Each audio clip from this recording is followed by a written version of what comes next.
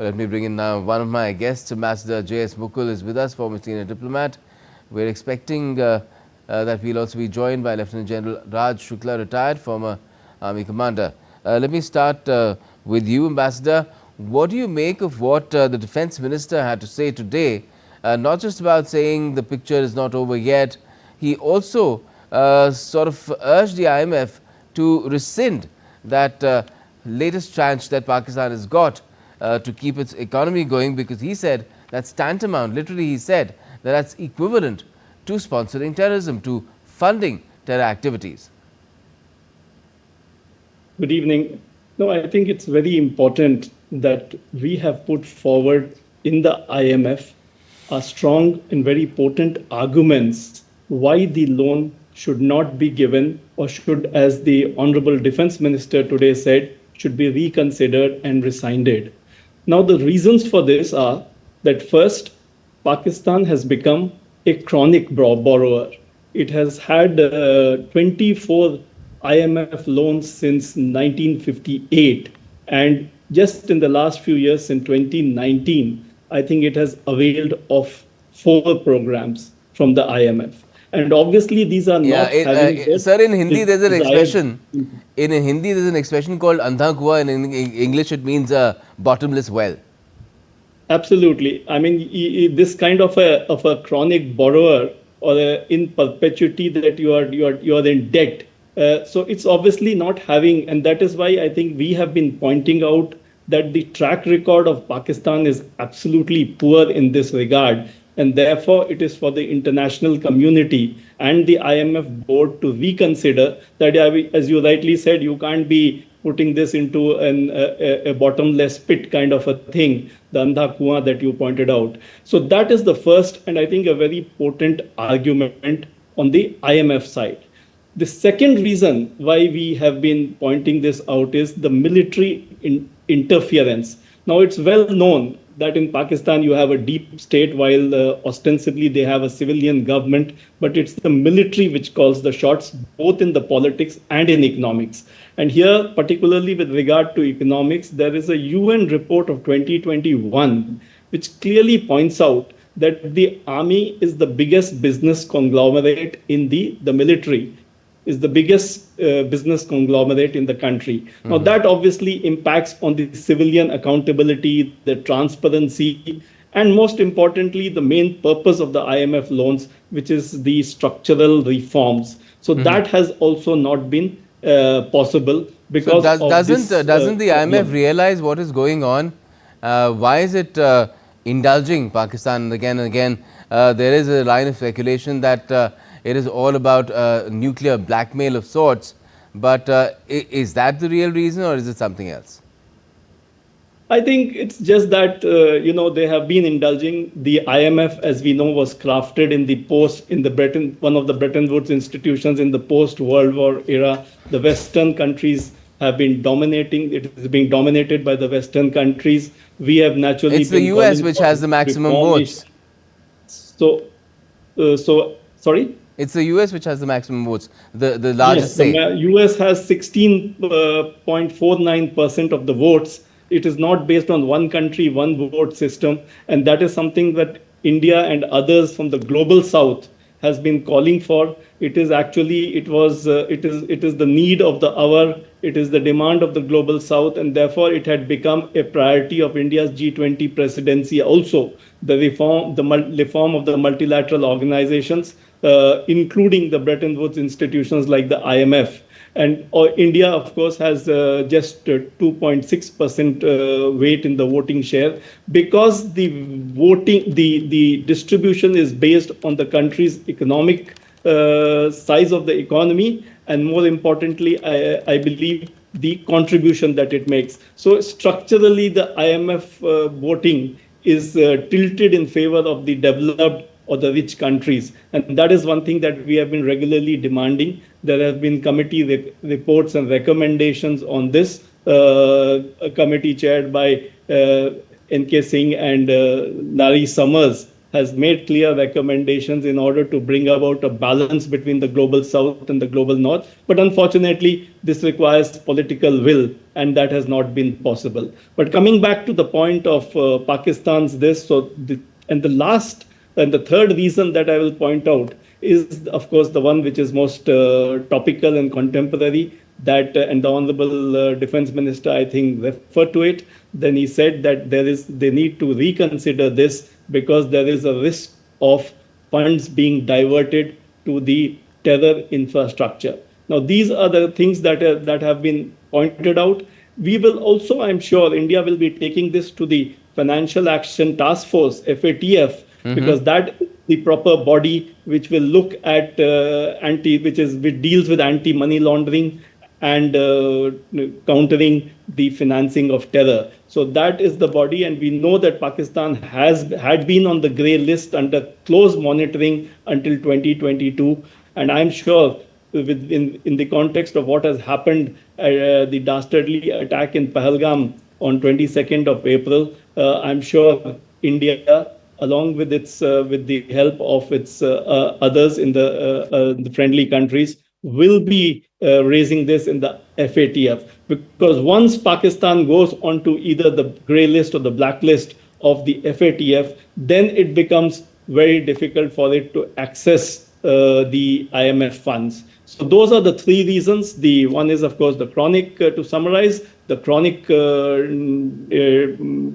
borrower syndrome of Pakistan. The second is the military interference in terms of its economy. And third, of course, is this risk of funds being diverted for terrorism. In fact, India had pointed out in the meeting on the 9th when these IMF board met that this actually would have it could have a reputational risk with regard to the IMF itself, because if found that later on funds are being diverted. But obviously the international institutions, and particularly the multilateral institutions, move at their own pace. So this will take time, but I'm sure we will be working both bilaterally with our friends as also through the multilateral fora that are available to bring this to the attention of the international community, and hopefully things will they will take cognizance of these issues. Right. Now, the Defense Minister also spoke extensively about Operation Sindoor itself, where he not only said that this is just the trailer and the full movie, if it's required, we'll show to the entire world. He also said, and it's quite potent, this statement, that India's fight against terrorism is now part of its national defense doctrine, and that India will root out any sort of hybrid or proxy warfare. And he's expressed confidence that India will be able to complete this task because it's something that is the backing of the people, wholehearted backing of India's people. We've seen the Tiranga Yatra being taken out through different parts of the country as well after Operation Sindoor. Now, what do you make of how India has in this phase gone about taking on this task, and the intent it is also showing to follow through? I think the new security doctrine or the new defense doctrine which the Honorable Defense Minister mentioned today really comes from the Honorable Prime Minister's speech, where he had made it very clear that India's new defense doctrine or security doctrine would have the three elements. Yes. One was that any terrorist act in future would be responded to. Second, that we would not stand for we would not accept any nuclear blackmail. And the third, that we would not make a distinction between the perpetrators of terrorism and their state-sponsored backers. So I think this constituted a new paradigm, a paradigm shift, if I may say, and a new security or defense doctrine. And I think the defense minister today was only echoing and reiterating that position. That is, the point being that if further terrorist action abetted and supported from across the border were to take place, there would be a very strong response. And I think that message has gone through I'm sure, to Pakistan, but also to the larger international community. And of course, the Indian people, and that's where the Tiranga Yatra is also a further effort to take this to the people, to make it make And it. so apart from spelling out this doctrine, what the Prime Minister also said was that not only will terrain talks not happen at the same time, there will be no trade with terror being on, and of course, when there is blood flowing, no water can flow either. And Pakistan does not seem to be listening at all, because we've had already, despite all that has happened after Operation Sindoor, its Prime Minister Shehbaz Sharif offering talks in an, well, not in a formal way, but in a public platform where India is concerned, and saying that it will have to have the K word and the K issue in it as well. Well, that these are traditional. This is a traditional thing of Pakistan, and we have made it very clear that there can be no talks and terror going at the same So time. You can't. Pakistan will continue to sound like a broken record. Well, that they will, because also we should understand that they also have a domestic constituency sometimes to cater to. But I think the message, what is important is the messaging, and a very strong message has gone through. And I think this was again reiterated by the defense minister today when he was speaking at the Bhuj Air Force Station, that this should not be lost sight of. With regard to the Indus Water Treaty, again, that's a very strong message.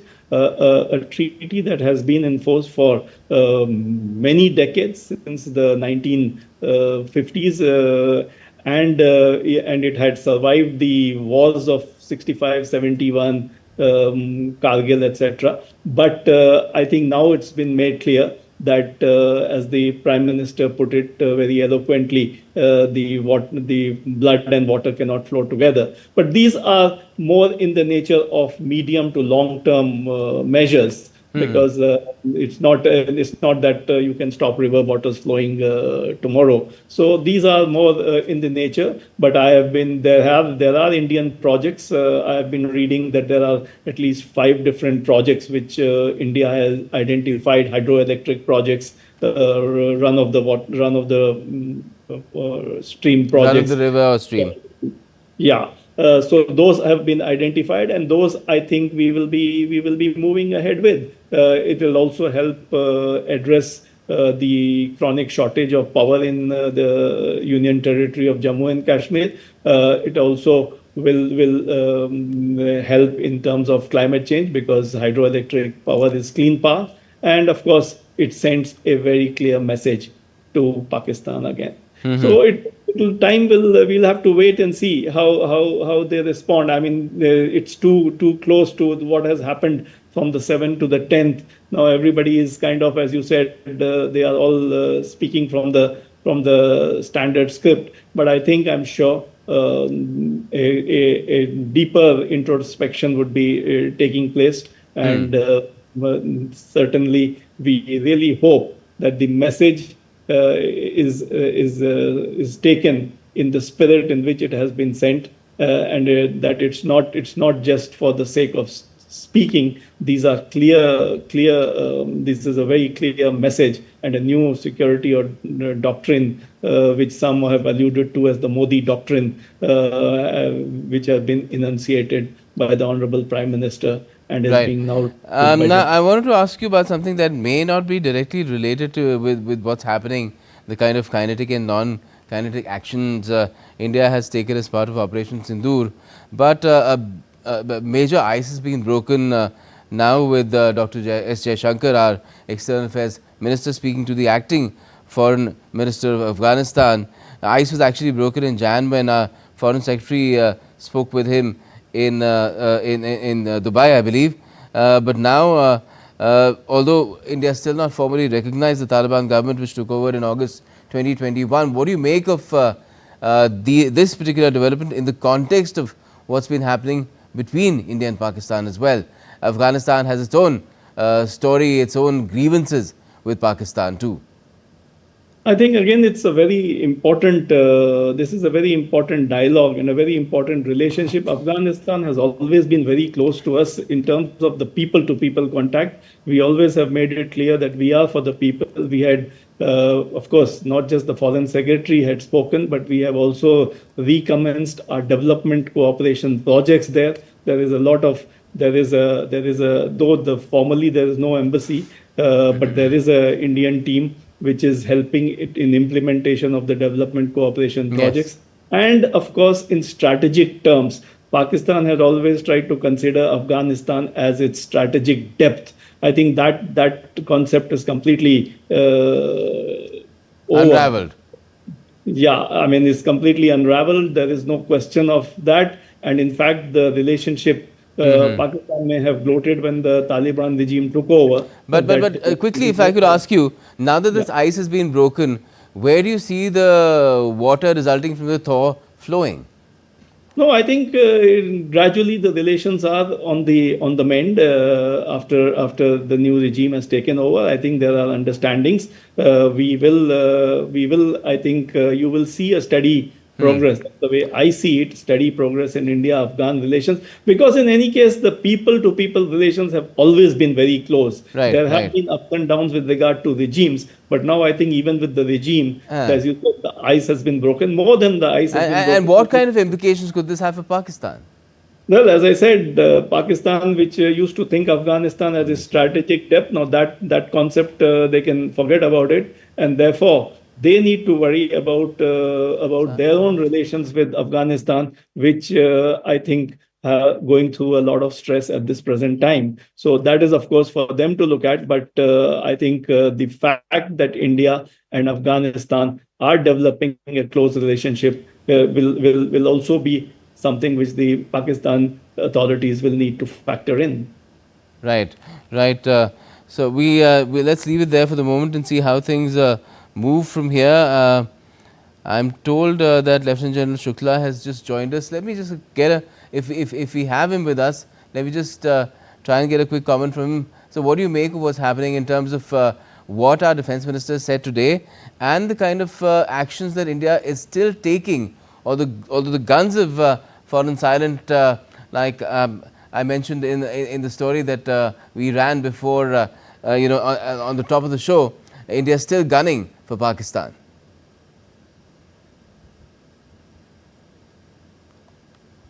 General Shukla? Sorry, I didn't hear you. Can you just repeat the question? Just wanted to ask you, India is still gunning for Pakistan, it seems, although as part of Operation Sindoor, the guns have fallen silent. The guns have fallen silent. But can I just make one point before I answer your question? And that is,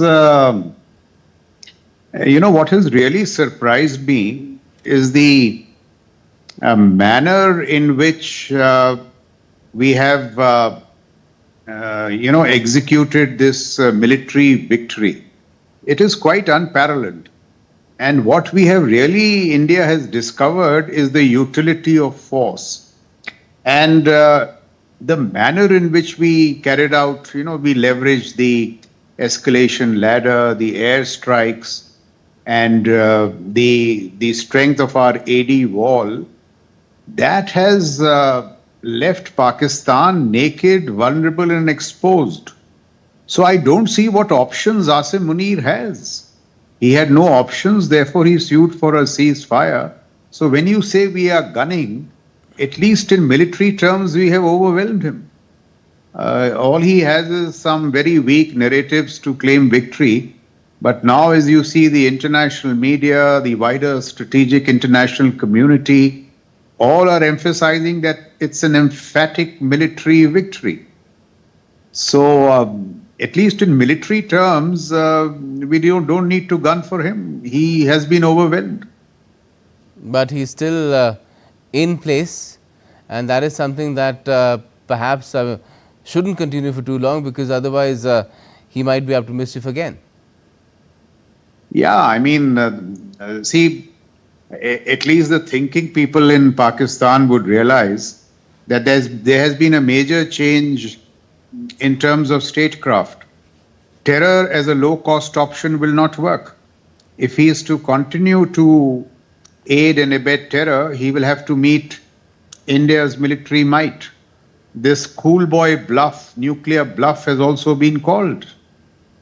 So if I'm sitting in Pakistan, I would really wonder what my options are.